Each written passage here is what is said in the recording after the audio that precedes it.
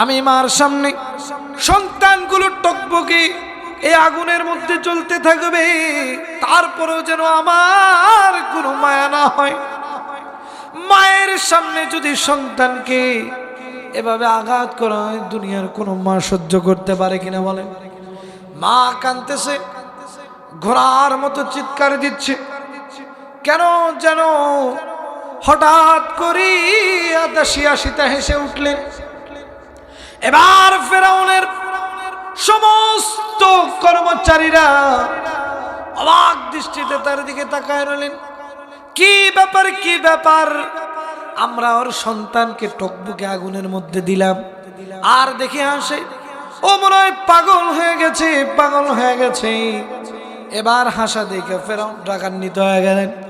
এবার ডাক দিয়ে বললেন, আর দ্বিতীয় সন্তানটাকেও আগুনে নিক্ষেপ করে দাও। এবার দ্বিতীয় সন্তানটাকে নিয়ে যাওয়া হলো। মাকে বারবার জিজ্ঞাসা করা হচ্ছে, তুমি ইসলাম ছাড়বা কিনা বলো। তুমি যদি ইসলাম না ছাড়ো তাহলে তোমার সন্তানকে ভিতরে নিক্ষেপ করা হবে। এবার সেই 6 বছরের সন্তান, আল্লাহ রাব্বুল আলামিন এই সন্তানের মধ্যে একটা ঈমানি তাজাল্লি ঢুকায় দিলেন। সেই সন্তান মাকে ডাক দিয়ে বলতেছে, ওগো মা, দুনিয়াতে তুমি একটু কষ্ট করো, আমাদের শোক একটু ভুলে থাকো গো মা। ও মা গো, তুমি যেটা টকবকে জ্বলন্ত আগুন দেখছো, ওগো মা, আমি তো সেইখানে জান্নাতের বিছানা দেখি গো মা। ও মা, তুমি কোনো চিন্তা করিও না গো মা, আমরা তোমার জন্য জান্নাতে অপেক্ষা করব। ওগো মা, তুমি কোনো চিন্তা করিও না। যখন বাচ্চারা এমন কথা শুনলেন, এমন কথা শুনিয়া এই যে দাসী মাসিতা আনন্দিত হলেন, উৎফুল্ল হলেন। তার মধ্যে কেমন যেন ইমানের জজবার একটু বেশি হলো। কথা বলেন ঠিক কিনা? যদি সন্তান, আপনার যদি ছোট সন্তান ইসলামের জন্য লড়াই করতে যাবে, যদি সে আপনাকে সাহস দেয়, তাহলে ইমান বাড়বে না কমবে? অবশ্যই বাড়বে। এবার মা ডাক দিয়ে বলতেছে, ও বাবা, তুমি চিন্তা করো না, চিন্তা করো না। যেদিন দুনিয়া থেকে আমিও বিদায় নিয়ে চলে যাব, সেই দিন তোমাদের সাথে জান্নাতে দেখা হবে। কোথায় দেখা হবে? জান্নাতে দেখা হবে। আরে বাবাজি, এবার সেই 6 বছরের ছোট্ট বালকটাকে নিয়ে গিয়ে টকবকে আগুনের মধ্যে ফেলায় দেওয়া হলো। সেই বাচ্চা কান্দে, মাও কান্দে। মা যতই শক্ত হোক না কেন, সন্তানের যদি কষ্ট দেখে, জীবনে কোনোদিন কোনো মা বাবা সহ্য করতে পারবে না। এই যে আমরা এখানে এসেছি, প্রিয় ভাই আমার, একটু চোখটা বন্ধ করে তাকায় দেখেন না, কার জানি মা নাই, কার জানি বাবা নাই। যদি আজকে মা থাকতো, আপনি বাসায় গিয়ে দরজায় কড়া নাড়ার আগে আপনার স্ত্রী আগে মা বের হয়ে আসতো।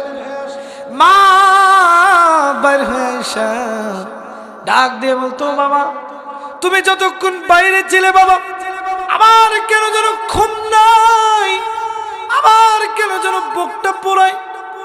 আমার শুধু মনে হয় আমার বাবাটা কখন আসবে, আমি তখন নিদ্রাচ্ছন্ন হব। যখন দেখবেন কোনো মা বাবা যদি, সন্তান যদি কোনো বিপদে পড়ে, দেখবেন মা বাবা আগে থেকেই জানা যায়। প্রিয় ভাই আমার, একটু লক্ষ্য করেন, কার জানি মা নাই, কার জানি মা বৃদ্ধাশ্রমে আছে, কার জানি মা কবরে শুয়ে আছে, আমাদের জানা নাই। কোন দিন জানি আমাদের কবরে আযাব শুরু হয়ে যাবে, কোন দিন জানি আমার আপনার নামটা মসজিদের মাইকে এলান হয়ে যাবে। রে বাবা, আমার আপনার কোনো খোঁজ নাই, খোঁজ নাই। আমি আপনি কোনো সময়ে চিন্তা করি না, কবরে আযাবের চিন্তা করি না, কোন দিন জানি মৃত্যু হয়ে যাবে। এই যে আজকে আমরা যারা এসেছি, বসেছি, এমনও হতে পারে এই যে ডানে বামে বসা আলেম ওলামা রয়েছেন, শুনিয়ে দেখেন, আজরাইল এমন একটা ফেরেশতার নাম, যেই ফেরেশতা যদি কোনোদিন কোনো মানুষের কাছে আসে, উনি কখনো খালি হাতে ফেরত যায় না। একটু চোখটা বন্ধ করেন, দিলের কানটা লাগায় শোনেন। কোন দিন জানি আপনার নামটা এই যে মসজিদের উদ্যোগে যেহেতু মাহফিল মসজিদের মাইক এলান হয়ে যাবে, কাফুরা গ্রামের সর্বোচ্চ টাকাওয়ালা মানুষরা আজকে দুনিয়া থেকে বিদায় নিয়ে চলে গেছে। দেখবেন দৌড়াদৌড়ি শুরু হয়ে গেছে। আপনার প্রাণের স্ত্রী কেন জানি বিলাপ করে কান্দে, আপনার প্রাণের সন্তান কেন যেন বাবা বাবা করে গড়াগড়ি করতে থাকবে। আপনাকে আর নাম বলে ডাকা হবে না, আপনার নাম হয়ে যাবে লাশ। আপনার হতে পারে 100 কোটি টাকা, তারপরে দেখবেন আপনার নাম হয়ে যাবে লাশ। আপনার পরিবারের সবচেয়ে যেটা আদরের সন্তান ছিল আপনার, এই সন্তানটা দেখবেন রাত্র যত গভীর হবে আপনাকে দূর দূর দূর বহু দূর তাড়িয়ে দিতে থাকবে। প্রিয় ভাই আমার, লক্ষ্য করে দেখবেন যেদিন আপনি মারা যাবেন, আপনি যেদিন মারা যাবেন সবচেয়ে আপনার কাছের লোকগুলো আপনাকে সুন্দর মতো চকলেটের মতো মোড়াইয়া দিয়া কবরের দিকে নিয়ে যাবে। সেই দিন কিন্তু কেউ আপনার দুশমন থাকবে না, সবাই আপনার বন্ধু হয়ে যাবে।